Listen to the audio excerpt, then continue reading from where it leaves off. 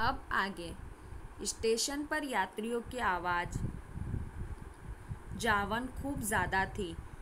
यहाँ कुछ लोगों का पहनावा भी अलग था। कुछ स्त्रियों ने धोती का सामान साड़ी पहन रखी थी, तो कुछ पुरुषों ने लुंगी के सफ़ेद धोती लपेट रखी थी। कुछ लोगों की बोली भी अलग थी। हमारे देश में भिन्न भिन्न राज्यों के लोग नौकरी धंधे के लिए यहाँ पर आकर बस गए, पापा ने बताया। इसीलिए विविध वाहन, पहनावे और बोलियाँ बोलने वाले लोग दिखते हैं। अब आगे। पापा सूरत की प्रसिद्ध मिठाई सूतरफेनी और घारी ले आए। 5 मिनट के बाद ट्रेन चल पड़ी।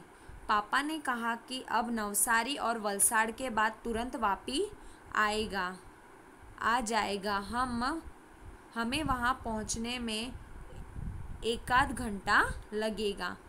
माँ ने मामा जी को टेलीफोन करके बता दिया हमारी ट्रेन 1 घंटे में वापी पहुँच जाएगी। अब आगे।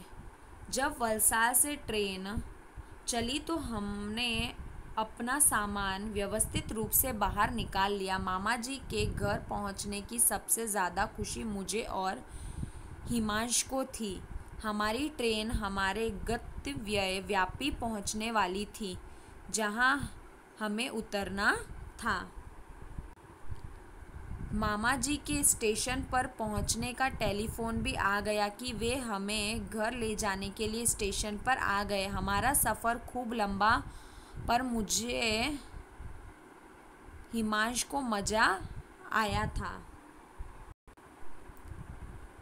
आपने कौन कौन से शहर देखे, वहाँ आपने क्या क्या देखा, सोचकर लिखिए। तो हमने इस पार्ट में कौन कौन से शहर देखे, जैसे हमारी ट्रेन सबसे पहले बड़ौदा रुकी थी, फिर बड़ौदा से हमारी ट्रेन चल दी, फिर वहाँ से चलने के बाद हमने कई सारे पुल देखे। पुल देखने के बाद हमने सूरत देखा, सूरत के बाद वलसाड़ देखा।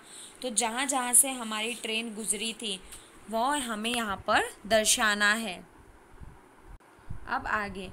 आपने कितनी तरह के पहनावे पहनने वाले लोग देखे, सोचकर कहिए। तो जो जिस जिस धर्म का है वो अपने अपने धर्म को मानता है। जिस तरीके से साड़ी पहनता है, धोती पहनता है, तो उस तरीके के लोग हमने देखे। आपने गुजराती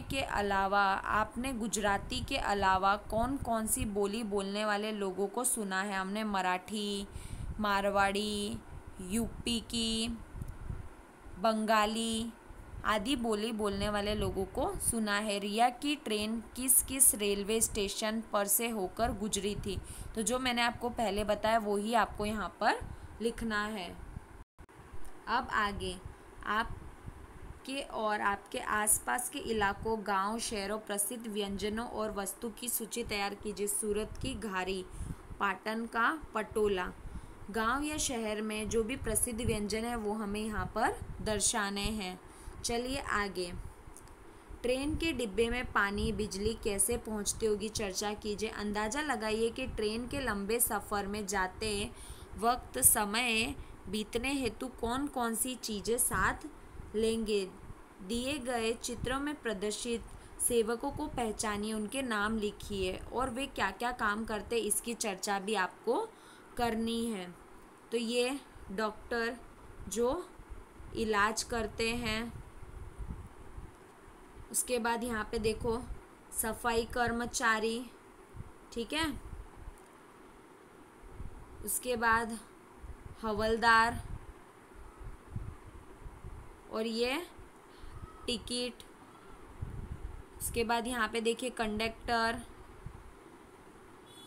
और कुली। तो ये सारे नाम हमको यहाँ पर दर्शाने हैं, ठीक है। यहाँ पर आपका ये सारा पाठ समाप्त होता है। अब मैं आपको जितने भी प्रश्न उत्तर भेजूंगी वो आपको लिखने हैं। धन्यवाद विद्यार्थियों।